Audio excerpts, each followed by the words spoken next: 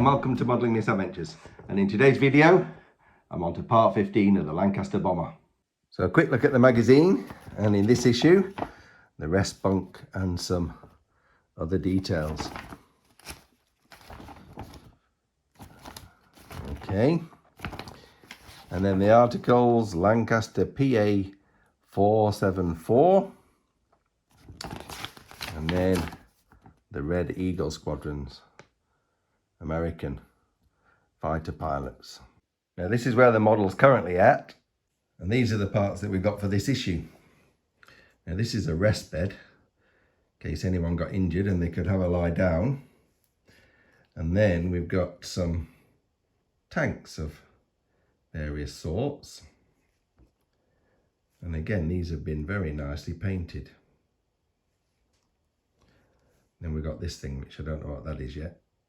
Now it says in the instructions that this is a carbon dioxide tank. There's two of these, and it fits in there like that. Now you can see these two tanks in the Lancaster in the Haynes manual, and it says there that these are air blowdown tanks for the flaps and undercarriage to be used in an emergency. And you can see that they are painted grey in that version, not black as we've got here. And these sit here behind the front spar.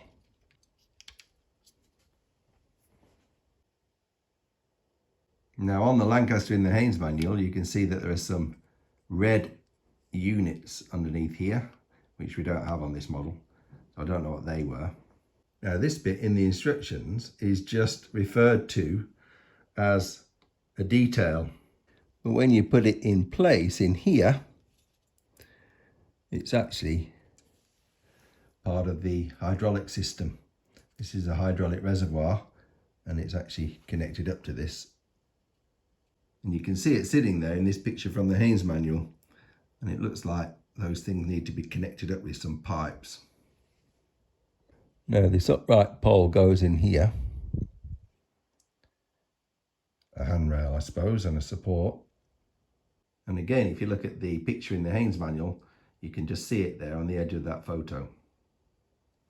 Now these are the oxygen tanks, and there's 5 of them, and they all go in here in the fuselage like that.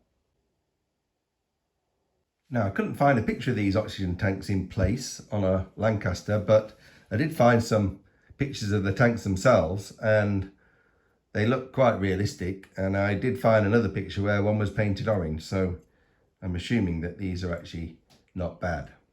And the last thing to fit on this stage is this rest bed, which actually sits right on top of the oxygen cylinders, so you're never going to see them again.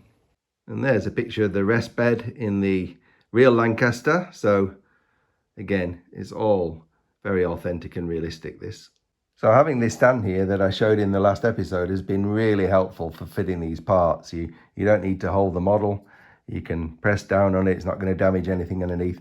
Absolutely fantastic. So that's stage 15 completed, and we're getting a few extra details in that center section now. So it's coming along really nicely. So I hope you enjoyed watching that. Thanks for tuning in, and I'll see you next time on Modelling Misadventures.